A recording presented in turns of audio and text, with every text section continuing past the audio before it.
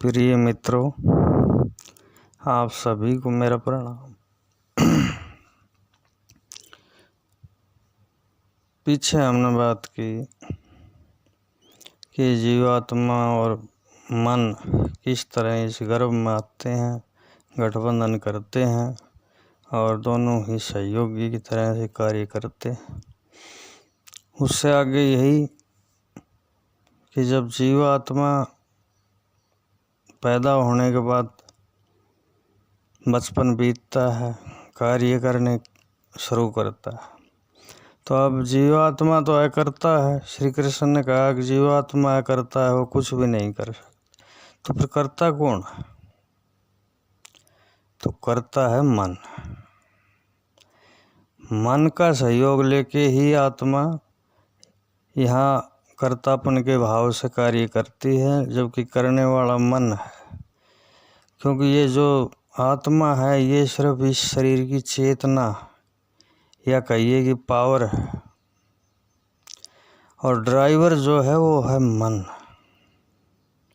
हमारा मन ही हमें ड्राइव करता है। हमारे शरीर की समस्त इंद्रियां और पांचों विकार, तीनों गुण, ये सब कुछ इस मन के ही अधीन है। और ये मन अगर चाहे तो ही आप इस संसार से यानी छठे चक्र से ऊपर की यात्रा कर सकते हैं। अगर आपका मन नहीं चाहेगा तो आपको वहीं रोक देगा। ये समझिए कि एक पहरेदार बैठाया हुआ है आप पर, हम सब पर, और ये उसी प्राणी को जाने देता है जहाँ परमात्मा का आदेश होता है कि अब इसको ऊपर आने दो। वही व्यक्ति भक्ति की तरफ चलता है और भक्ति करता है। तो ये जो लोग कर्तापन के भाव से बैठे हुए हैं, ये सभी मन के खेल हैं। मन ही करता है, हम करता नहीं है, हम करता है। मात्र दृष्टा की उपाधि श्री कृष्ण ने इस आत्मा को दी है कि आत्मा दृष्टा है। यही उन्होंने अर्जुन को समझाया था कि तू कुछ भी नहीं कर सकता, इसलिए जो कुछ घट रहा है इसमें शामिल हो।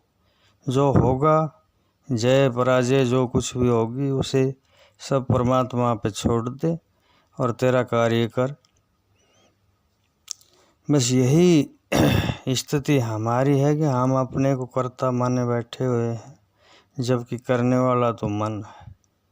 वो अगर चाहे तो आपका हाथ पैर कुछ भी नहीं हिल सकता।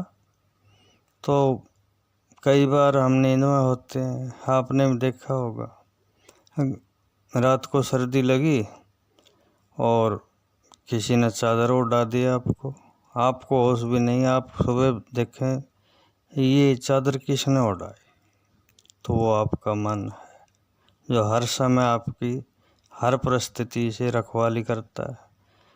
ये जीवात्मा तो करता है। ये कहिए कि एक अर्थ में ये अगर मन नहीं हो तो कुछ भी नहीं, मन का ही सारा खेल है। इसलिए संतों ने जिन्होंने जाना, उन्होंने यही कहा कि ये मन का संसार है। तो इस मन के संसार में हम फंसे बैठे हैं और अपने को कर्ता माने हुए हैं। यही हमारी दुर्बुद्धि है कि हम अपने को कर्ता मान बैठे। हम कर्ता नहीं हैं, कर्ता मन है और सृष्टि का कर्ता परमात्मा है। तो मन के रूप में परमात्मा ने हमें एक साथी दिया, जिसके कारण हमारी भी इच्छाएं और मन की भी अपनी इच्छाएं हैं, वो उसे पूरी करने की कोशिश करता है। यही हमें जो ज्ञान दिया श्री कृष्ण ने, उसका अर्थ है कि जीवात्मा करता है और मन करता है। वही हमारे सब कार्यों को करता है। इस सारे शरीर पर उसी का नियंत्रण है। जिस तरह से गाड़ी ड्राइवर का ही नियंत्रण होता है, वैसे ही सिस्टम मन का है। एक अद्भुत और बात है कि ये सब कुछ होने के बाद भी आत्मा को तो दर्द महसूस होता है जब कोई कांटा चुभता है, कुछ और ठुकाई पिटाई कर दी जाए, दर्द होगा तो आत्मा को होगा, लेकिन मन को नहीं होगा। मन एक ड्राइवर जैसी स्थिति में, अगर आप गाड़ी में कुछ तोड़ फोड़ कर देंगे पीछे या कुछ और कर देंगे तो उस ड्राइवर क्या बिगड़ेगा। इसलिए मन आपका मित्र भी है और आपका शत्रु भी है।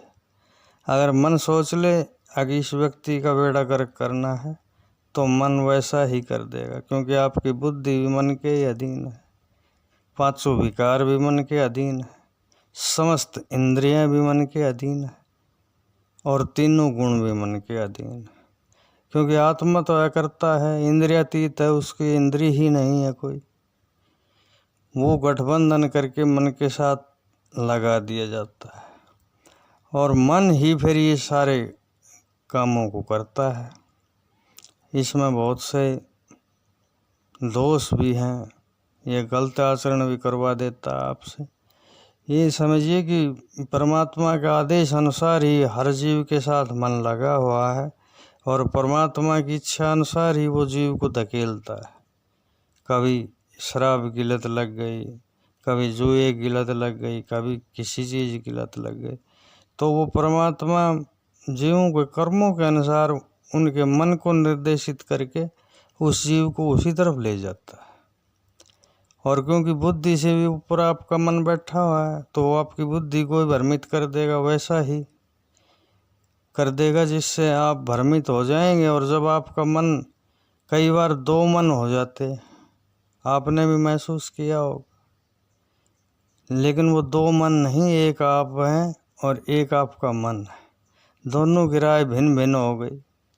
तो कई बार तो कोई निर्णय आप कर ही नहीं पाते कि ठीक है इसको रहने ही दो आप। और कई बार मन की जीत हो जाती है, वो आपको पहला फुसला के उस तरफ धकेल ही देता है। तो यही जीवन का सार है। अगर हम अपने कर्तापन को न मान के मन को कर्ता माने, वही करने वाला है, उसी के हाथ में सब कुछ है, हमारे हाथ में कुछ भी नहीं। यही सत्य है।